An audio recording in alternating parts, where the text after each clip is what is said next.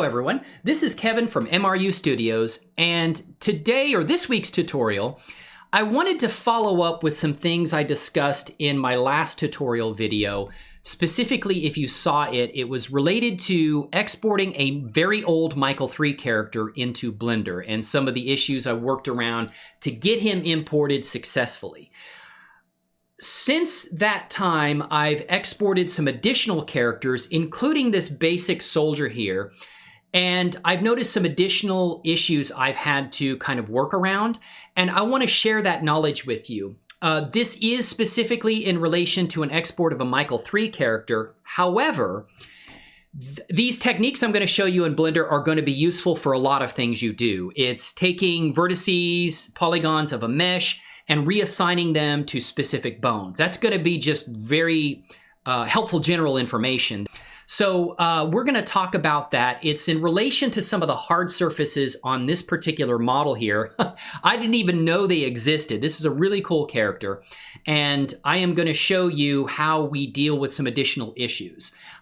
This isn't something I've noticed with a Genesis 8 character, or I've only ever exported Genesis 8, male and female, and Michael 3. So you may run into these issues with some other characters, and hopefully you find the information in this video useful and helpful. So with that, we have a soldier here that you can see in the first episode of our visual novel. Click the link up there, the card, that'll take you to that. Really cool. If you like sci-fi, humor, action, adventure, check it out.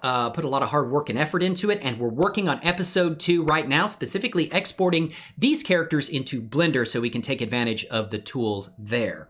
So this is a soldier you'll see in that episode and future episodes. And with that, let's get started.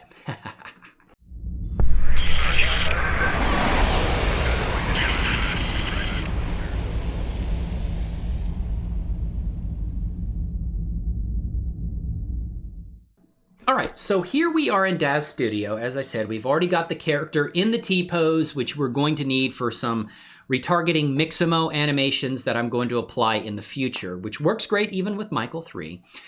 And I wanted to kind of discuss how I handled some of these additional components I've added to him here. That's part of this MOS invasion set. It's Michael 3. I've got the high resolution textures. If we come over here to what we have, it's Michael 3 base. We've got the Michael 3 universal texture maps high resolution, and that's what we have used here. In addition to this MOS invasion, all this stuff is still available on the DAZ store if you're interested.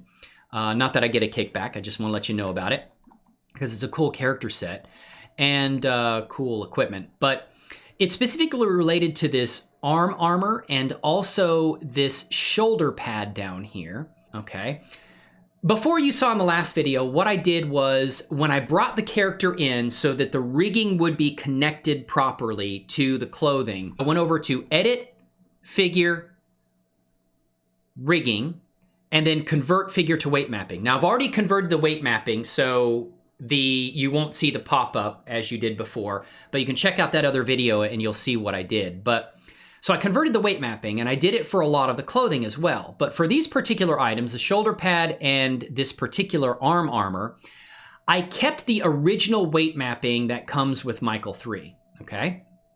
And I'm gonna show you why I did that. Specifically, this pistol down here, it didn't bring over the rigging right unless I maintain the original weight mapping, okay? So what you're gonna see is there's, on these hard surface items here, there's these little cool compartments that come up that the original artist kind of brought in there. So like little communications, like computer compartments on this armband. Didn't even know about it, as I said. And there's some similar compartments and flaps and things that move on this armor. So when the character's arm moves, you have the ability to bend them as well, okay? And there's a cool camera compartment that opens up here, and it's all rigged, okay? And it's all part of the original, shoulder pad there, okay?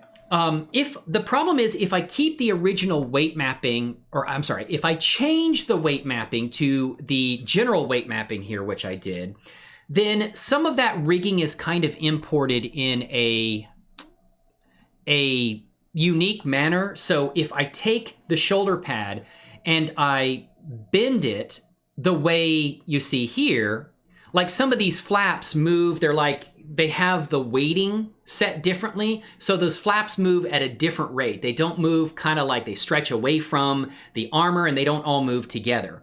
So to avoid that issue, I did not change the weight mapping to general weight mapping. I left the original weight mapping in here. And what I mean by that is when I click the character and I say, just double click to apply this clothing item to the character, this is the original weight mapping. I just kept that, and I literally took that item and then parented it to the character, which I'm going to remove that because I already have a version of it there, but I just wanted to show you what I did with certain clothing items. The pistol, the shoulder pad, and the arm pad here, okay? And that's this pad right here. And so what I'm going to do is I am going to create the DBZ file that we're using. Make sure he's in the T-pose there, and he is. So I'm going to create the DBZ file using his clothing is already on him and everything like that. If you want to see how I handle the clothing and putting it on him, you can go into the Michael 3 video I did last week, and show you how to change the weight mapping of this stuff. But what I'm going to do is I am going to use my Diffeomorphic plugin right here. Go to where this character's located, and I'm going to use this. I've done several tests over the weekend to make sure I get everything right and working the way I wanted to. So we're going to select this one, shoulder pads, soldier armored shoulder pads, okay? This is just a name I gave a scene subset I saved for this particular character so I could export to Blender using Diffeomorphic. So let's select that character right there. We're going to go to Diffeomorphic, and we're going to come to where we have this character saved, which is over here in my library. And that's under here. Select.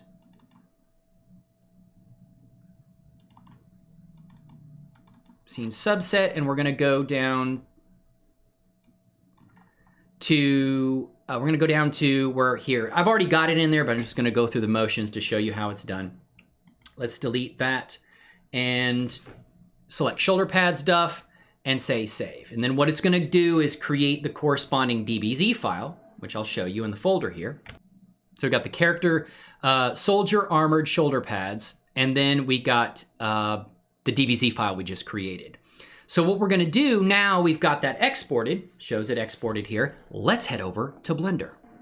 All right, so here we are in Blender, and I'm just going to go over to the Diffeomorphic tool, delete all of our default items there, and we're going to come over to DAZ importer, and again, we are going to use Easy DAZ import because it links up the character with the clothing they're wearing to simplify the work we're about to do. So let's go to Easy DAZ import. And like I said, if it's the first time you're using this before, go to global settings, make sure you do load root path so it knows where everything is. Otherwise your meshes and things might not be brought in properly. If you follow the Diffeomorphic process for installation on the Diffeomorphic website, which I'll provide a link down in the video here, so you can go right to that in the download. There's a really great write-up with screenshots and everything that tell you how to install Diffeomorphic. It's very well done. Okay, I've got mine in a Diffeomorphic folder. It's a JSON folder. It gets created. You just load that and make sure all your paths are correct. And that should take care of a lot. If you have any issues, it should take care of especially where meshes and things are located. All right, especially if your folders are non-default installation path, and I have some that are like that. So let's go Easy DAZ import, and we are going to go to the location where we saved our DBZ file and our DUF file.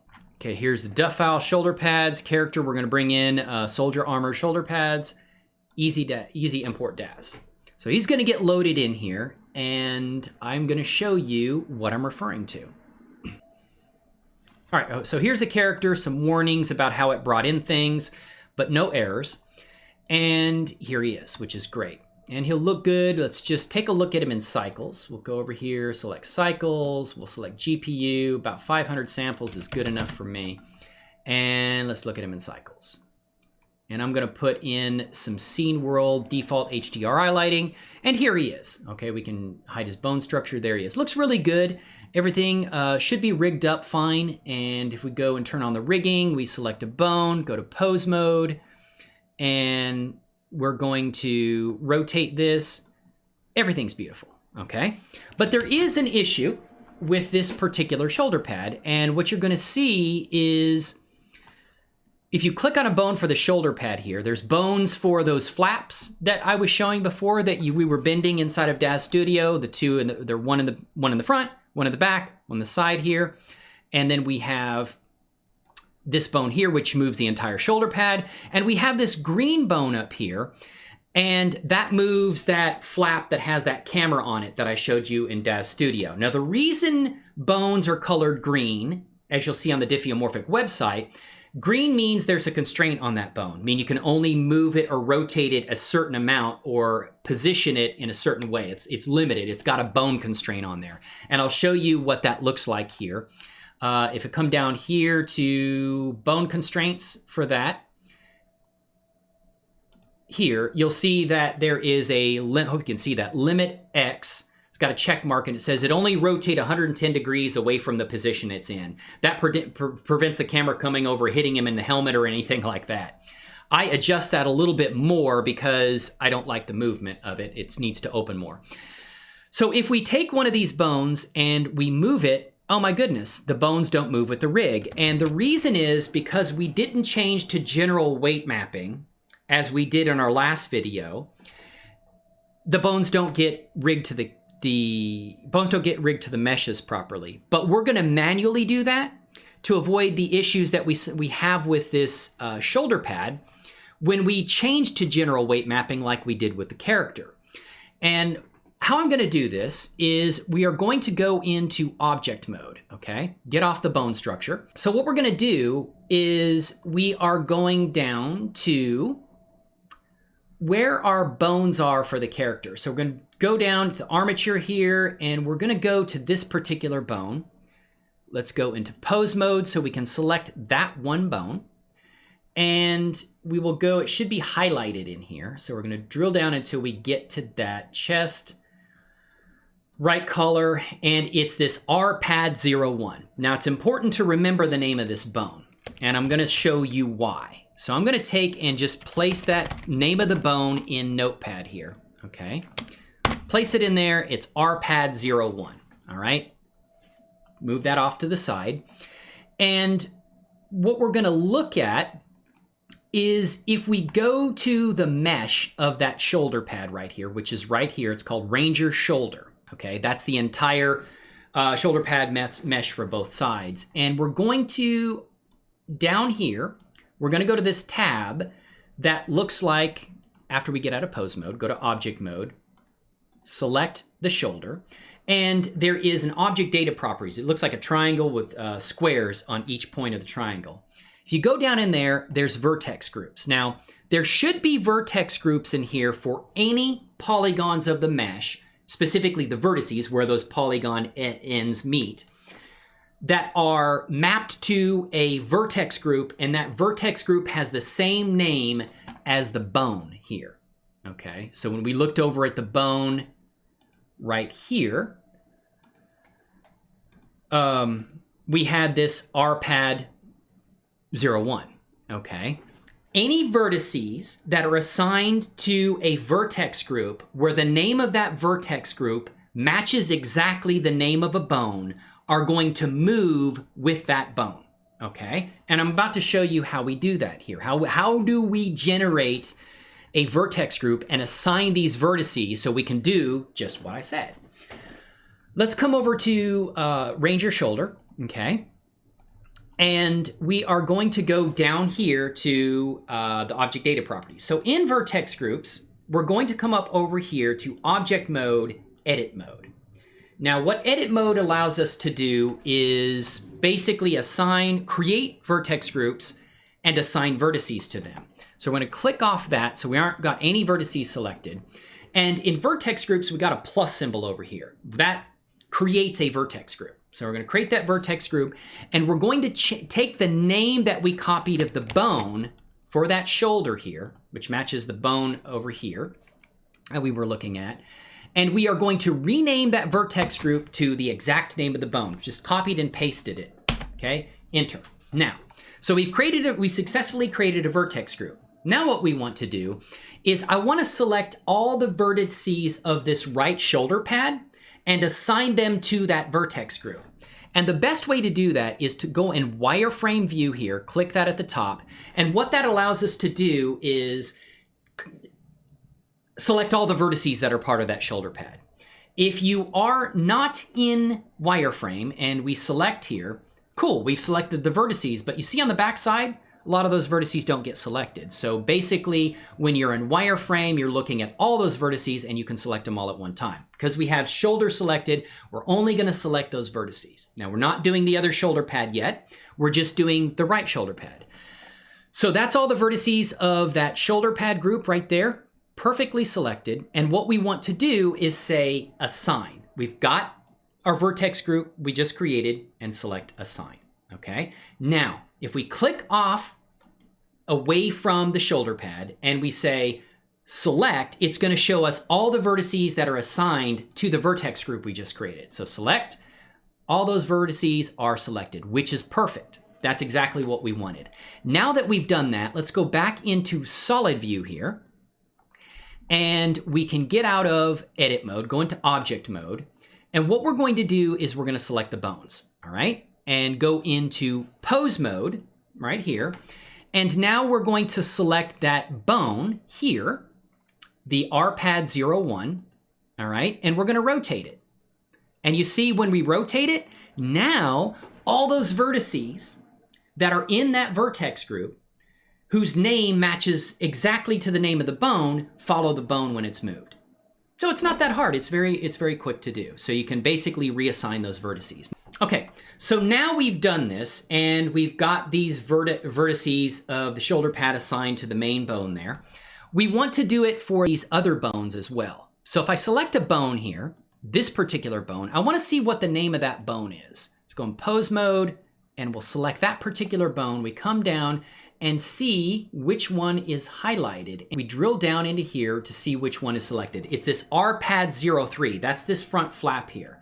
So we want to copy, double click, copy that name out, click off, and copy that name out and place it in our notepad file here so we remember what the name is. Then we want to come over just like before. We want to go to the get out of pose mode, go to object mode, click off so the bones aren't selected, and then we want to go to range your shoulder, select the shoulder pad, and we want to go down here to object data properties. So we're gonna create another vertex group. So let's click add, and we want to copy the name from our notepad that matches the name of the bone, and we want to paste it in the group here. Okay, so we've got another vertex group with no vertices assigned. So what we're going to do is I'm going to go back into wireframe mode. Then we go into edit mode. All right. And we see little black dots for where our vertices are, and we left click and drag across the vertices. Okay. And that selects all those vertices. Now we can assign here, and it's going to assign those vertices we have selected. So it's kind of like we saved off those vertices we have selected, but we want all of the vertices of that group. So to add additional vertices, we click Shift, left mouse button, click and drag, and it's going to add additional vertices there, and then we can assign those. So we just got to build up all the vertices that we want to include as part of that RPad 03 that's going to move with that RPad 03 bone. If we grab a vertices that's not part of this flap here, let's say if we shift and go, uh-oh, we've got these vertices here. Click Control, left mouse button, drag across, and that removes the vertices. So you don't have to, if you made a mistake. You could also do Control Z. But we very carefully, I select all these vertices in here by Shift, left click, and dragging across. Now this was a very tedious process, and I selected some of the strap here that moved with this flap, and I selected all of that and included that and assigned it as part of this vertex group. Okay, and then after I do that, if I've correctly selected and added all of those vertices to that vertex group, then those vertices are going to move with the bone, okay?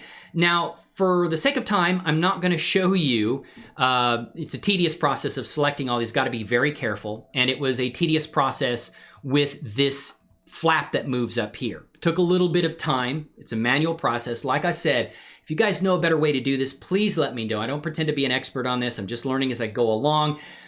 I have someone who has watched a few of my videos called Halo Reclamator, I believe is his name, and he uses an export of an FBX file and then combines that with Diffeomorphic export to create a nice shader node setup in Blender so that he can that's the way he exports things, and it allows him to export animations that way too. So it's a process that I need to look into because, hey, it may be better for me as well. So I've learned something by his comments, you know? So feel free to comment and let me know. What I'm gonna do is show you the final product of where I've done all this and basically my vertex group setup and what it looks like. Here we are, I brought in the character with all of the vertices of everything reassigned the way I want. So let me show you what this looks like.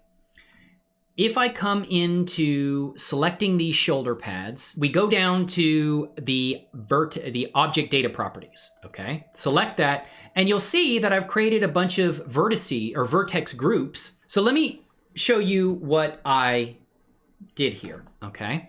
If I come over to this left, or let's go to right flag here, okay? I've mostly got this done. There's a few more pieces I need to get straightened out here. But if I go to this R flag, this matches the name of the bone in the shoulder pad here. If we come over to object and go to this bone right here, to pose mode, select this green bone, and we drill down to here, it's R flag is the name of the bone, okay? And if we click off the bones, we go to object mode and then select our shoulder pads and go into edit mode, we have an R flag vertex group, okay? If we select that, it shows you all the vertices that I selected to include in that vertex group. Now, like I said, if you in the other part, I basically had to go through manually select all these vertices, which was tedious, but I did get it done here. And all of that part is now connected. All of these vertices that are part of that flap with the camera are connected to the R flag vertex group, which matches the name of the bone, which is the R flag bone here, okay? So if we get out of this mode, edit mode, go to object mode, and we select the bones, go to pose mode, and select that particular bone, which I think is already selected here, okay? And we rotate this, now that flap comes out. And as I was mentioning before, it's green because there is a bone constraint on here. Originally, it was like 110 degrees. I made it 130, so basically the flap comes up higher, okay? And like I said, that was a manual process. It took a little bit of time, but I was able to map everything the way I wanted to and have this stuff work the way it did in DAZ Studio, okay? As far as the shoulder, the arm pad here, I moved that in after I changed to the general weight mapping. So I don't have these flaps opening up for my visual novel. That's gonna be okay. I could go back and reset that and then set up those vertices and assign them to the bones here and do the same thing too. I'm just not worried about that particular thing. So I think this is a good thing to know anyway. To be able to do this is going to be powerful when you do your work in Blender so that you can basically rig, set up you know, the mesh with the bones. There's also weight mapping you can do. This is a hard surface, so I don't have to worry about or deal with weight mapping in this case. But there is one other thing that I kind of wanted to discuss with you. And that is when you import Michael 3, there is an issue, and there may be some other character types as well. And you will see that when you move the head of the character, the eyes don't follow the character. You got some creepy paranormal activity, eyes pulling out of the head, looks really creepy. And there's a reason that happens. And let me go back to the other part where I haven't fixed that and show you what that looks like. All right, so here we are with the character we imported earlier. And I want to show you this creepy paranormal activity that happens with the character's eyes. So let's hide the helmet for right now because it'll be easier to see what I'm about to show you. So we click the eye icon on the helmet. And let's go into cycles here because that's going to really illustrate, or it could be Eevee too, but cycles is fast enough. Cycles X is wondrous. So go there, 500, and let's select cycles, okay? And let's turn on some default HDRI lighting in the scene here. And let's go and check out what I'm about to show you. Okay, so we go and select the bone. We're gonna go into pose mode, make sure that bone is selected, and let's rotate that bone around. So we're gonna click that bone and move it around and look at this wild crap. Okay, you're moving the head, but the eyes are staying stationary, all right? So let's go back and place him in the position he was in before. Now the reason for this is Diffeomorphic doesn't attach the eyes to the head, and I'm gonna show you where it does connect those. Let's go back into object mode, click off the bones, and right now, let's come down and select the soldier, all right, the mesh, and go to object data properties, and we are going to the, let's open this up a little bit so you can see what I'm talking about. If we come over here to the head vertex group, and this was created by Diffeomorphic, let's go into wireframe to really show you what I want you to see. Click off of the character. We'll go into edit mode, click off the character, and we got the head vertex group selected. Let's go and click select.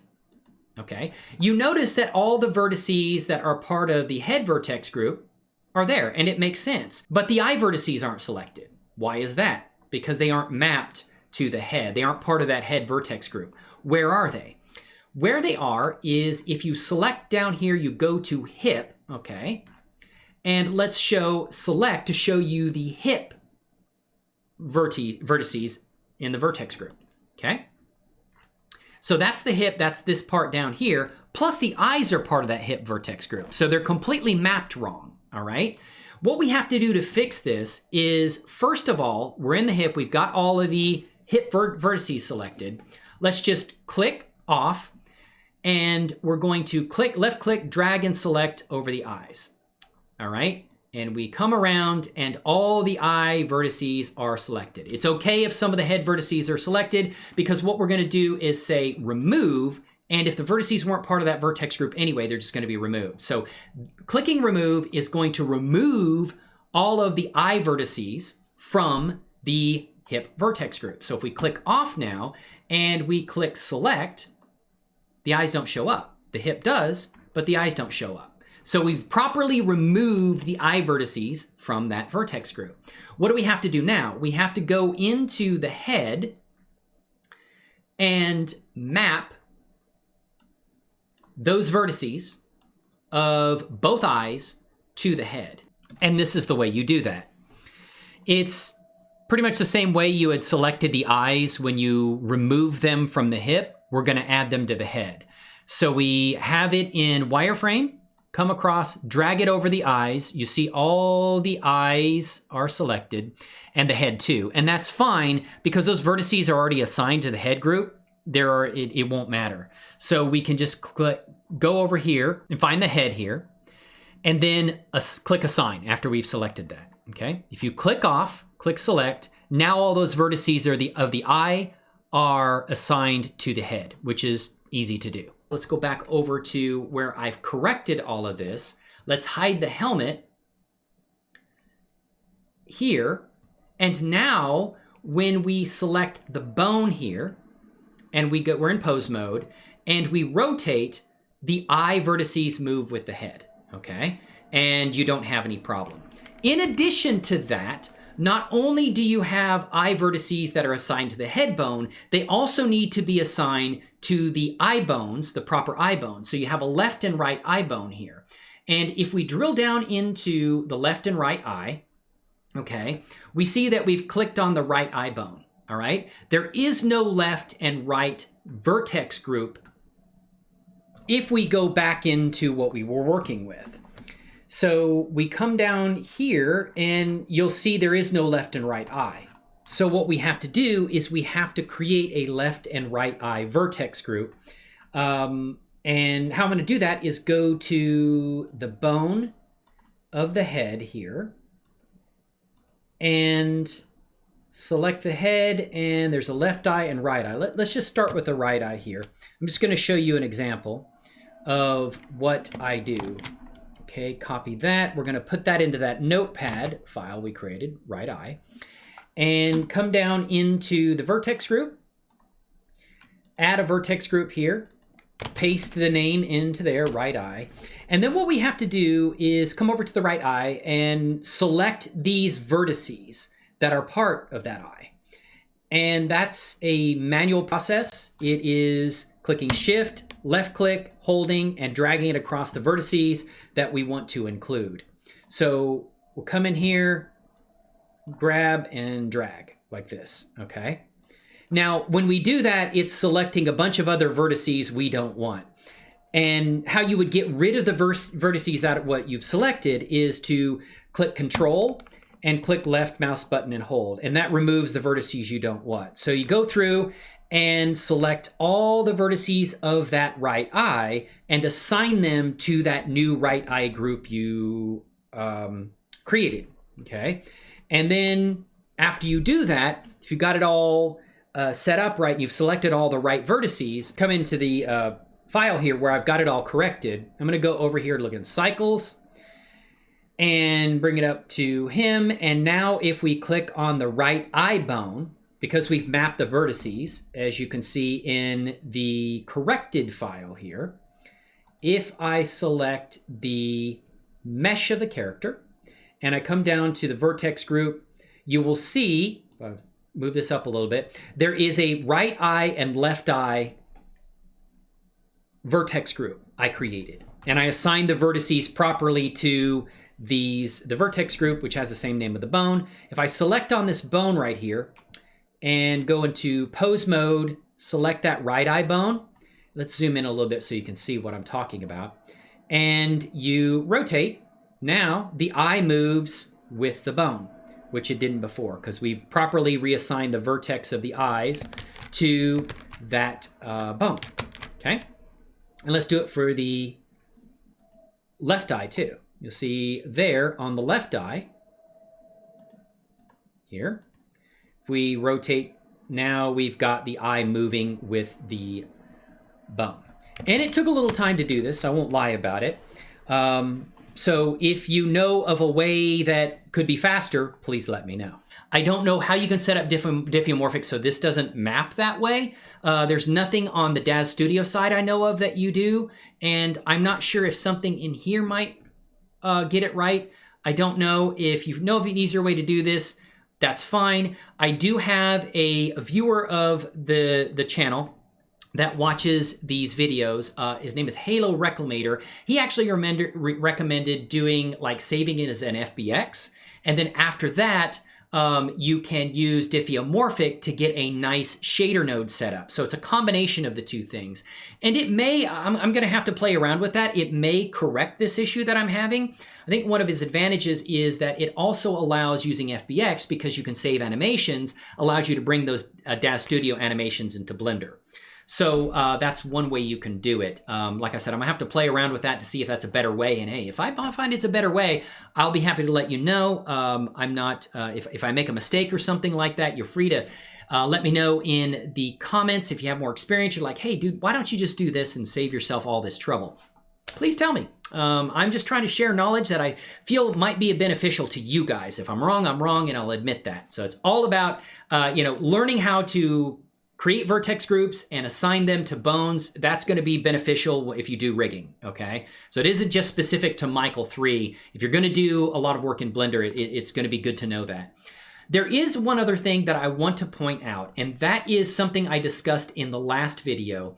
If you come over here, you notice that I talked about, let's bring the helmet back in. I talked about these meshes being separated in their own collection and separate from the armature over here. So basically they're grayed out here. There's a pointer to the meshes in this collection. Diffeomorphic specifically does this.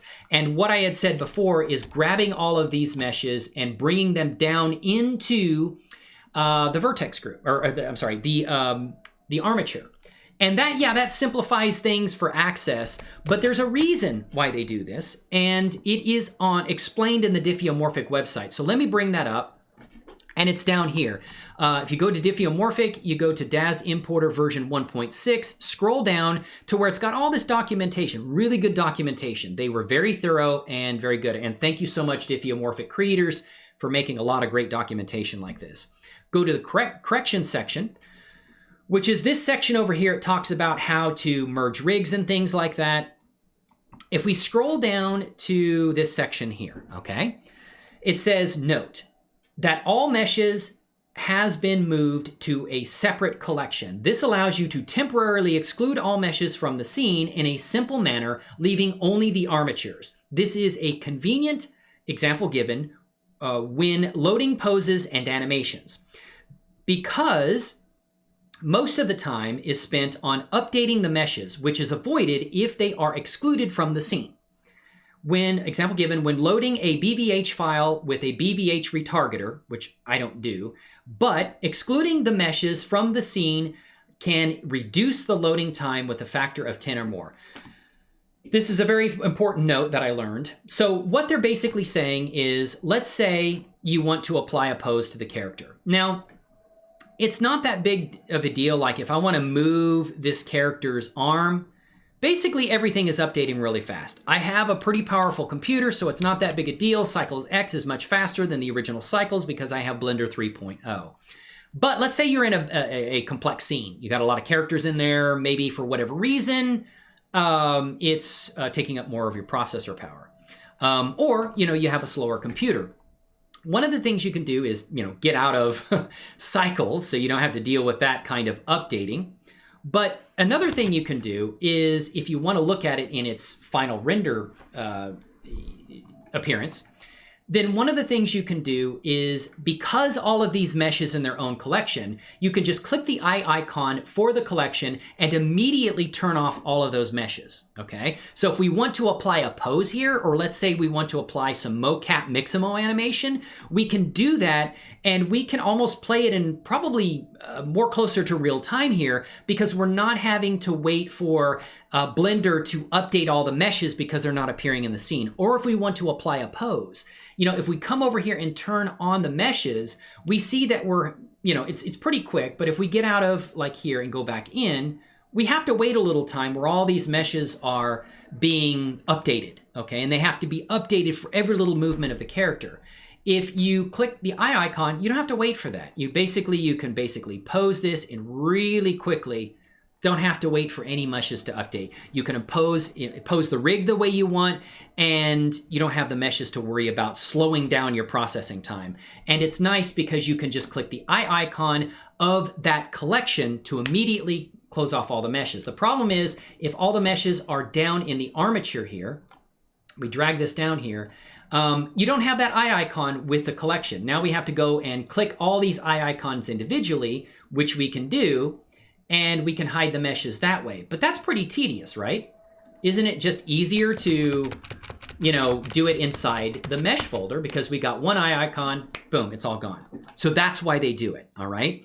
And I just wanted to point that out because there is a valid reason, and I figured there was, for them doing this. So I am not going to be pulling these meshes in with the character anymore, because this is really cool. And I think this is going to be very beneficial to work I'm doing in the future. It's going to make things a lot easier, especially if we're playing Mixamo animations. And I'm going to create a video where I show how to use a plugin, Rococo plugin, to quickly and easily retarget animations to to your rigs. Even works with Michael 3 and anything you import into DAZ Studio. So with that, Thank you, ladies and gentlemen, for watching this video. I really appreciate it. I hope that the information I'm providing is of some use to you. I really want to help other people out the way the amazing community here on YouTube has been so helpful and supportive to me. Big shout out to Markham 3D, a much larger channel than I am, basically gave a donation and believes in what I'm doing. And thank you so much for that, because they helped me out so tremendously. I also have a Patreon. Check down in the comments below. There's a link to it if you want to support what I'm doing. And also the visual novel, the first episode's out. Like I said, click the card, or there is a link to it down in the description and the comments. Link to Diffeomorphic will be down there too. But the visual novel is a fun, animated visual novel sci-fi adventure with a lot of action, humor, and action, adventure, and humor. And if you're into that, maybe you'll like it. Really high quality audio. I worked really hard on that. I'm working hard on episode 2 right now to make a go of this. Really want this to positively impact the lives of others, because this story and these characters helped me get through a really dark time in my life when I was writing about them. So I want to really work hard to bring a visual component to it and share a little laughter and joy with others, maybe help them get away from their struggles and frustrations to just enjoy themselves, even if it's just for a short time, 15-30 minutes during an episode. But also, I want you to help any way I can to help you all watching this express your passion for 3D and help you in your artistic and creative journeys. Express your stories with the world, and hopefully you positively impact the lives of others as well. If you have any questions about anything, please feel free to comment, ask me any questions, try to help out the way that I can. If you've got some suggestions saying, dude, why did you do things this way? There's a much easier way to do it. Please provide that too. I will be happy to give you credit and say in my next video, I am so sorry.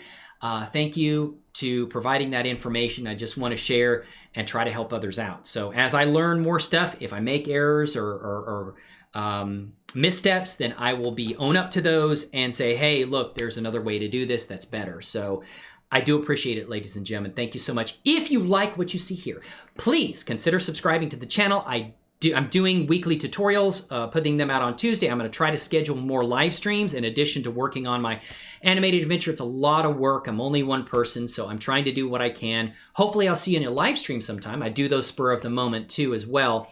But thank you. Please consider subscribing to the channel.